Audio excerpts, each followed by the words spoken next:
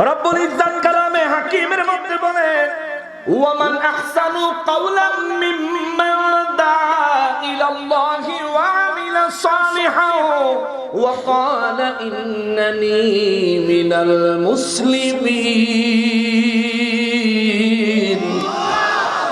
রব্বুল আলামিন কালামে হাকিমের মধ্যে আল্লাহ তাআলা বর্ণনা করেন, জমিনের মধ্যে ওই মানুষটা হলো আমার কাছে সবচেয়ে বড় বক্তা, ওই মানুষটা হলো সবচেয়ে বড় প্রিয় বক্তা আমি আল্লাহর কাছে, যেই মানুষটা উত্তম কথা বলে, নেক আমল করে এবং নিজেকে দাবি করে বলে আমি একজন মুসলমান। চিৎকার দিয়া কোন সুবহানাল্লাহ। আমি একজন মুসলমান, এই দাবিটা কি সৎ না অসৎ?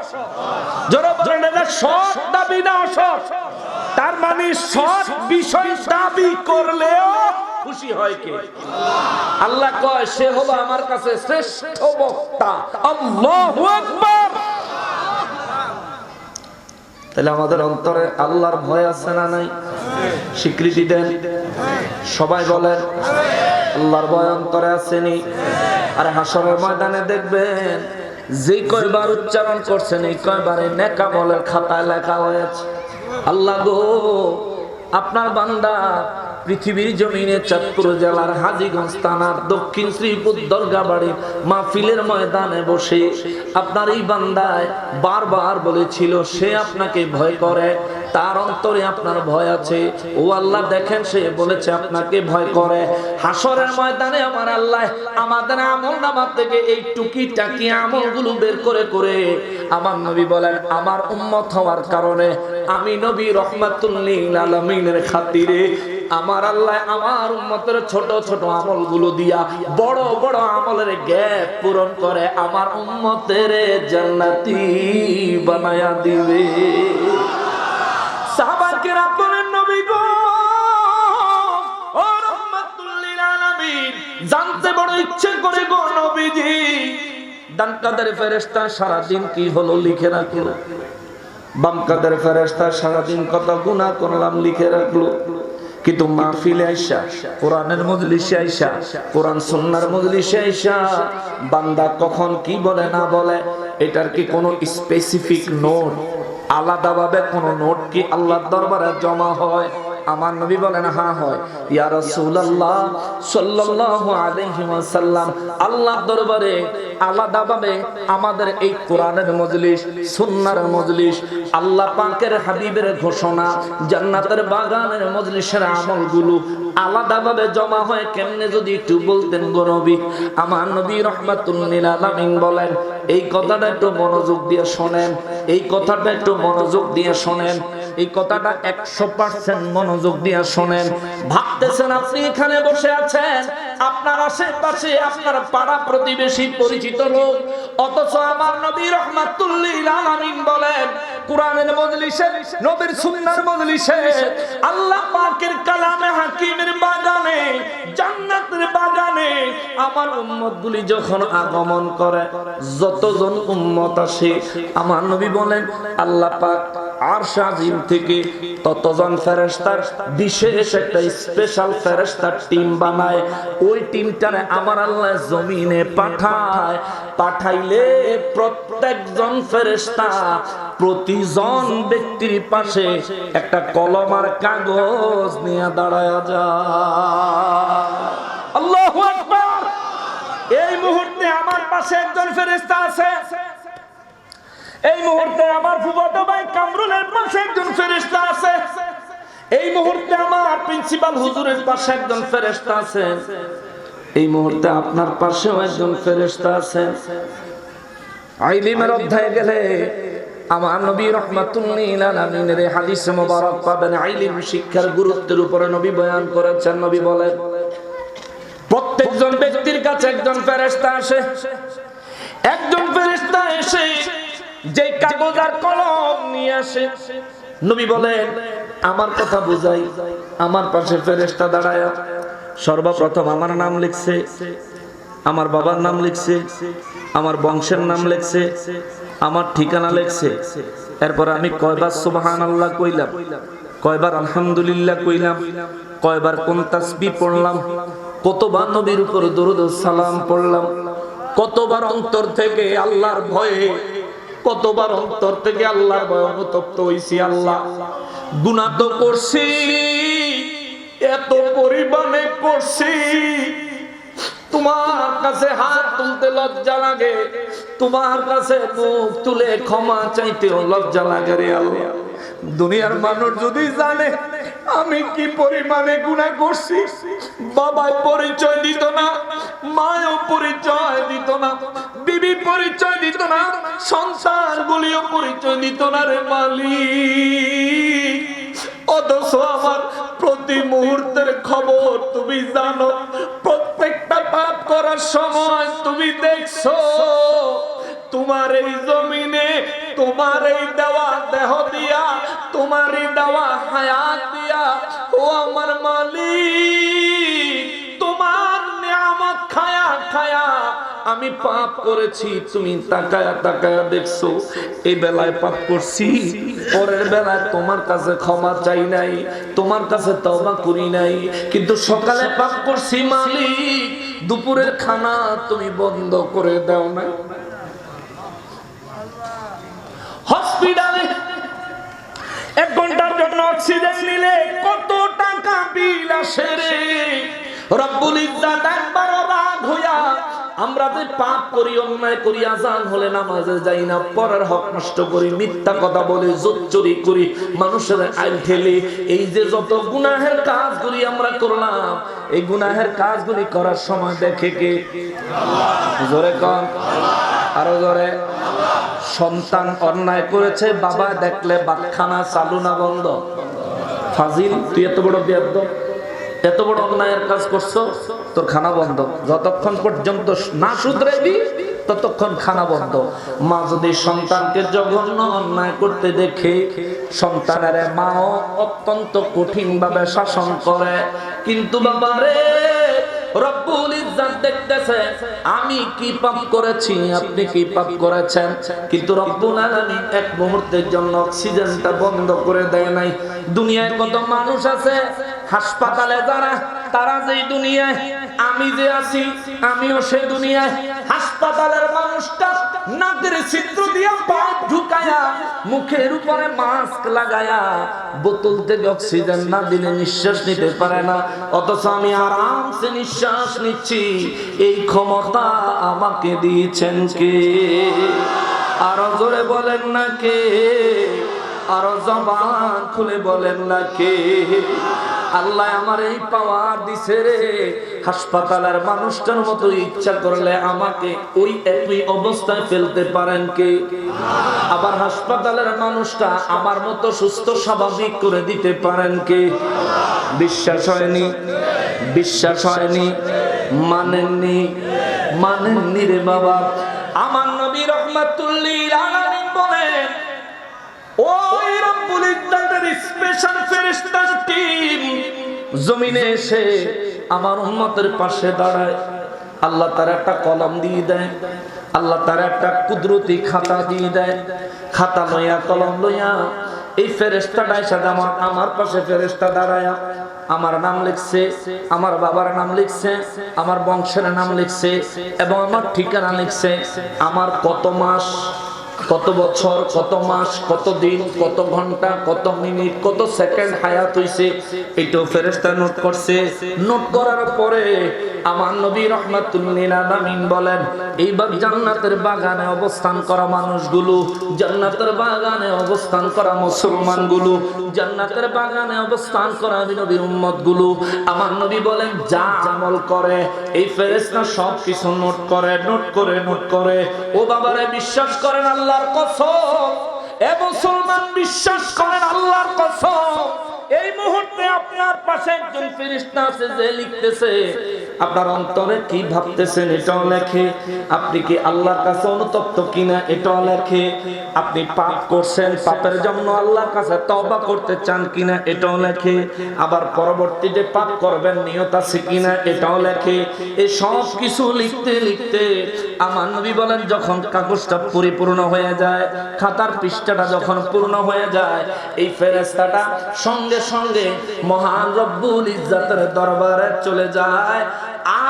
সঙ্গে সঙ্গে আরেকজন ফেরেশতা নতুন একটা খাতা লইয়া, নতুন একটা কলম লইয়া, নতুন একজন ফেরেশতা এসে আবার আমার ওই উম্মতের পাশে দাঁড়ায়া যায়। চিৎকার দিয়া বলেন আল্লাহু আকবার। সাহাবায়ে কিরাম বলেন, নবী গো, ও রাহমাতুল লিল আলামিন, এই ফেরেশতা খাতা লইয়া কই যায়? আমার নবী বলেন, এই ফেরেশতা খাতা লইয়া রব্বুল ইজ্জাতের আরশে আজিমে যায়। রব্বুল ইজ্জাতের আরশে আজিমে যায়, রব্বুল ইজ্জতকে ডাক দেয় মালিক। আমার রব্বুল ইজ্জত ডাক দেয়, কিরে ফেরেশতারা, ও আল্লাহ একটা আরজি নিয়ে আসছি। কি আরজি? আল্লাহ একটা রিপোর্ট জমা দিতে আইছি। কিসের রিপোর্ট? ও আল্লাহ, বাংলাদেশে চাঁদপুর জেলায় হাজীগঞ্জ থানায় দক্ষিণ শ্রীপুর দরগা বাড়ির মাঠে এই মুহূর্তে আপনার বান্দারা কোরআনুল কারীমের মজলিসে, নবীর সুন্নাহর মজলিসে, নবীর প্রেমের মজলিসে, আপনার হাবিবের ঘোষিত জান্নাতের বাগানের মেহমান হয়ে কিছু মানুষ বসে আছে। আল্লাহ বলবেন, তুমি কোত্থেকে আসলা? ফেরেশতা বলবে, আমার নবী বলতেছেন সাহাবায়ে কেরামদেরকে। রব্বুল ইজ্জত জিজ্ঞেস করবেন, তুমি কোত্থেকে আসলা? ও আল্লাহ, আপনি আমাকে দায়িত্ব দিয়ে পাঠাইছিলেন, আমি সেখানে গেছিলাম, আপনার বান্দা হাসানুর রহমান হুসাইনের খবর নিয়ে আইছি। রব্বুল ইজ্জত বলবেন, তাই নাকি? ফেরেশতা বলবে, জি আল্লাহ। আমার রব্বুল ইজ্জত বলবে, ফেরেশতারে, তোমার খাতাটা আমার কুদরতের দরবারে জমা দাও। ফেরেশতা জমা দিবে, একজন একজন করে ফেরেশতা আল্লাহর দরবারে যাবে। প্রথমে যেই গ্রুপ পাঠাইছে, এই সম্পূর্ণ গ্রুপ আল্লাহর দরবারে গেলে, আহারে মুসলমান রে, ও মুসলমান, নবী বলেন, প্রত্যেকটা ফেরেশতায় যায় যখন প্রত্যেকের নাম ধরে কাগজগুলো রব্বুল ইজ্জতের দরবারে জমা দেয়, আমার রব্বুল আলামিন এবার কুদরতের দরবার থেকে ডাক দিয়া কয়, ফেরেশতারা রে, ও ফেরেশতারা, এবার আমার একটা জবাব দাও। ইয়া রাব্বাল আলামিন, কি জবাব দিব? আল্লাহ জিজ্ঞেস করে, আমার বান্দাগুলো কি করে? বল, আমার বান্দাগুলো কি করে? তোরা কইছিলি সাগরে বানাইলে তারা মারামারি করব, কাটাকাটি করব, তারা দুনিয়ায় রক্তপাত করবে, অরাজকতা সৃষ্টি করবে। বল, এই মাত্র যেই জায়গা থেকে আসলি, ওই জায়গায় আমার বান্দারা কি করে? ফেরেশতারা মাথা নত কইরা দিয়া কইব, মালিক, সেই দিনের বক্তব্যের জন্য আমরা লজ্জিত রে মালিক। আমরা জমিন থেকে আসলাম, যেই মানুষগুলোর কাছ থেকে তাদের জিন্দেগির আমলগুলো লিখে নিয়ে আসলাম। আল্লাহ, এই মানুষগুলো এই মুহূর্তে পরিবারের চিন্তা করে না, দুনিয়ার চিন্তা করে না, হায়াতের চিন্তা করে না, মৌতের চিন্তা করে না। ও আল্লাহ, এই মানুষগুলো এই মুহূর্তে তাদের অন্তরগুলো পিপাসার্থ। এই মানুষগুলো চায় আপনি রব্বুল ইজ্জতকে সন্তুষ্ট করতে। এই মানুষগুলো জীবনের সমস্ত গুনাহের জন্য অনুতপ্ত। এই মানুষগুলো অন্তর থেকে হাহাকার করতেছে, হায় হায়, জীবনে যত গুনাহ করেছি, এই গুনার ক্ষমা কেমনে পাবো, কেমনে পাবো, কেমনে পাবো? ও আল্লাহ, মানুষের অন্তরগুলো হাহাকার করতেছে। আমার রব্বুল ইজ্জত কয়, ফেরেশতারা রে, তাইলে আজকে একবার স্বীকার কইরা গেলি, আমি আমার বান্দা বানাইছি, আমার বান্দা নাফরমান হয় নাই। আল্লাহু আকবার। রব্বুল ইজ্জত, আমার নবী রাহমাতুল লিল আলামিন বলেন, রব্বুল ইজ্জত ফেরেশতাদেরকে এই কথা বলে আল্লাহ পাক কুদরতের দপ্তর থেকে একটা করে কাগজ তুলবে, নাম পড়বে, মাওলানা নুরউদ্দিন, পিতার নাম অমুক, বংশের নাম অমুক, হায়াত এতদিন, ঠিকানা এত, সে এই আমল, এই আমল, এই আমল, এই আমল করছে। আমার নবী রাহমাতুল লিল আলামিন বলেন, ইলমের অধ্যায়ে গেলে হাদিসটা পাবেন, ইলমের ফজিলতের অধ্যায়ে গেলে হাদিসটা পাবেন।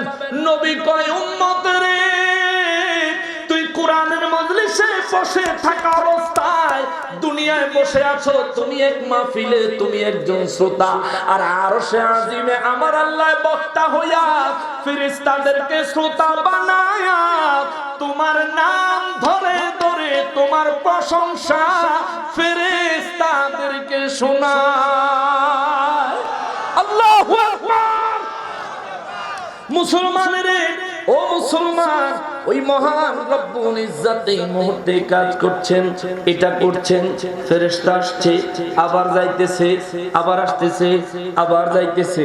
এই কথাটা, এই হাদিসে মোবারকটা আপনাদের সামনে তুলে ধরলাম। তার কারণ হলো একটা কথা জিজ্ঞাসিলাম, আওয়াজ পাইছি দুর্বল, এবার যাতে দুর্বল না হয় দয়া করে আমার একটু জবাব দেন, আমরা আল্লাহকে ভয় করি কি করি না? আমাদের অন্তরে কার ভয়? আমাদের অন্তরে কার ভয়? আমরা আমাদের গুনাহের জন্য কার কাছে অনুতপ্ত? ও মুসলমান, আমরা আমাদের গুনাহের জন্য কার কাছে অনুতপ্ত? আমরা সব সময় ভয় করি কাকে?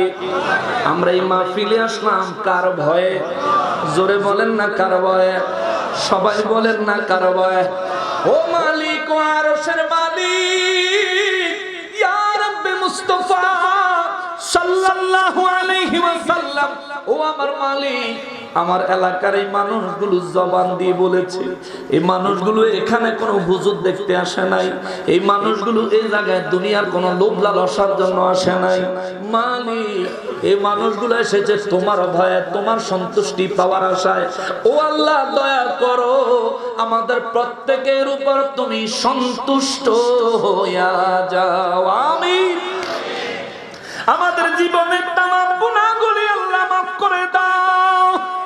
আমাদের প্রত্যেকের অভাব অনটন আল্লাহ দূর করে দাও।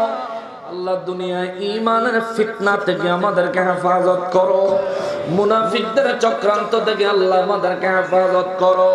মুসলমানেরা রে, ও মুসলমান আমার আল্লাহ, কষ্ট হইতেছে আপনি করে গ্রামের ফলায় তোয়াজ করে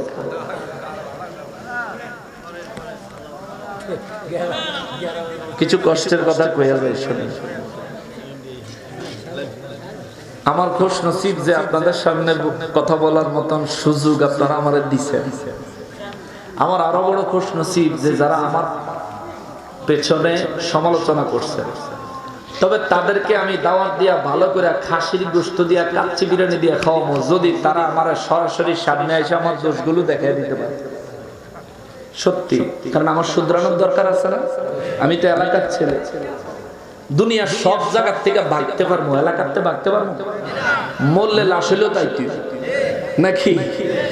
আমার যদি দোষ থাকে আমার বলবেন, মুরব্বীদের মাধ্যমে বলবেন, বা যদি ডাইরেক্ট বলবেন, মনে করেন কইেন আপনি হয়তো আমার ভাই, নয়তো আমার চাচা, নয়তো বাবার পর্যায়ের কেউ, নয়তো দাদার পর্যায়ের কেউ, বলতেই পারি।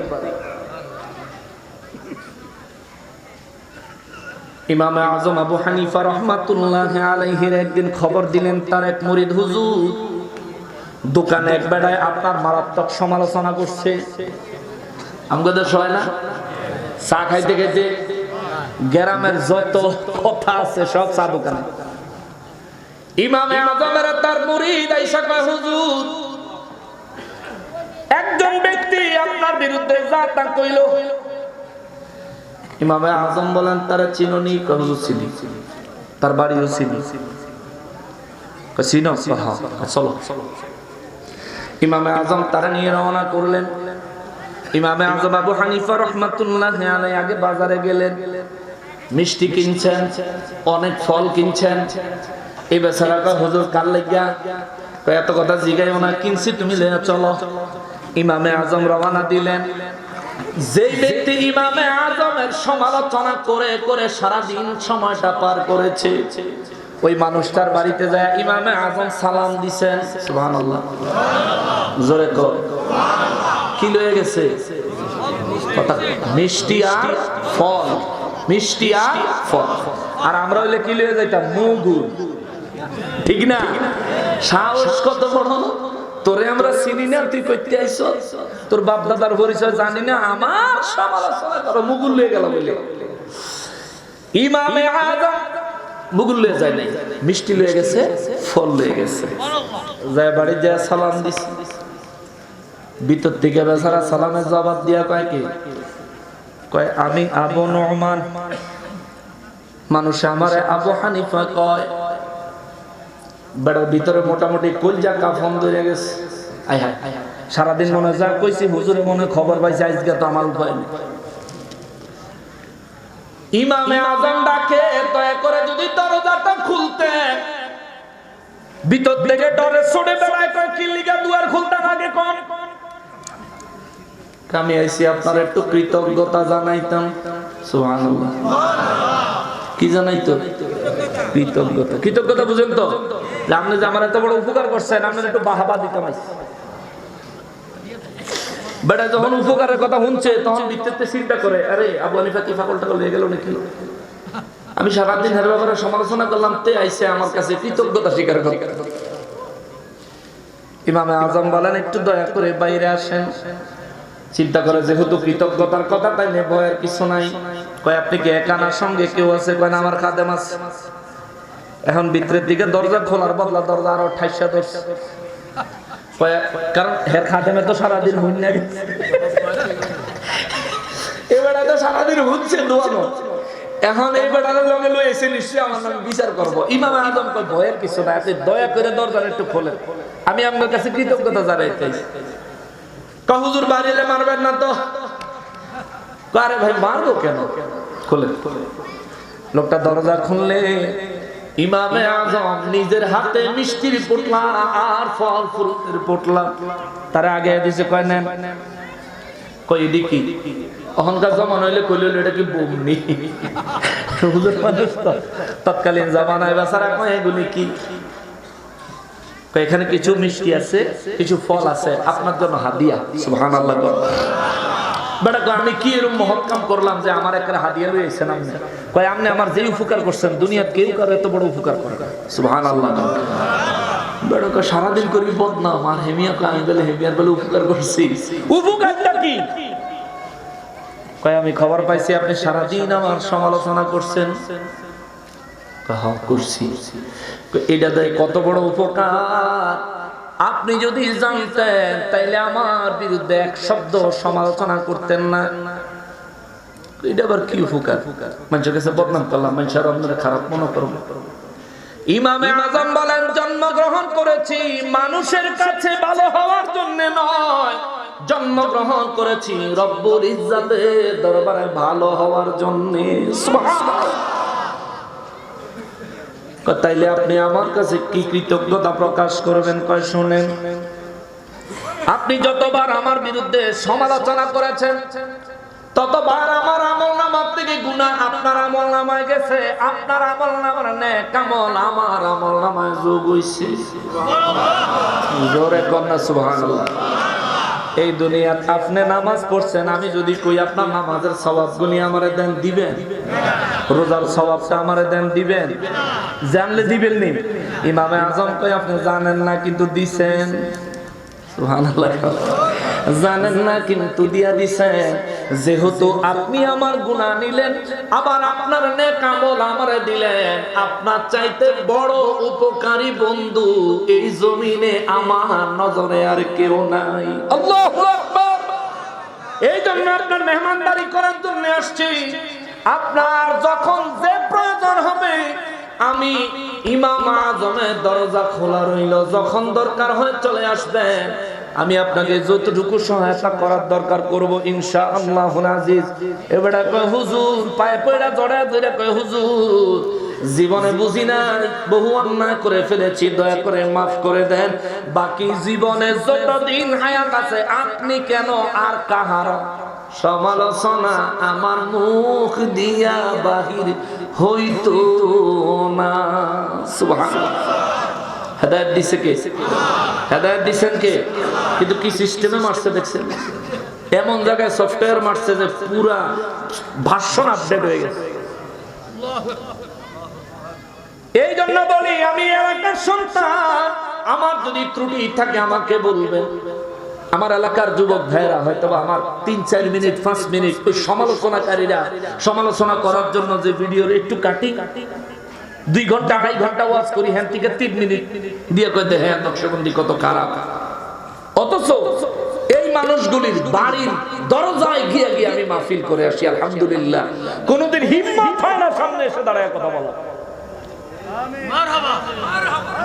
কেন? সমালোচনা ফেসবুকে করা সহজ, কুরআন সুন্নাহ নিয়ে সামনে এসে ধরা বড় কঠিন। আমার এলাকার মানুষ যারা সম্মান করি, আপনাদের পায়ের কাছে আমার হাত রেখে বলি, আমার দোষ থাকলে আমার বলবেন। যদি আপনি আমার না শুধরাইয়া ভুল না সঠিক তা না যাই না আমার প্রতি ঘৃণা পোষণ করেন, তাহলে হাসরের ময়দানে আপনার প্রতি আমার দাবি থাকবে। বাইরের মানুষ হলে এই কথা বলতাম না, আমার এলাকার মানুষ যেহেতু এই কথাটা বলে গেলাম।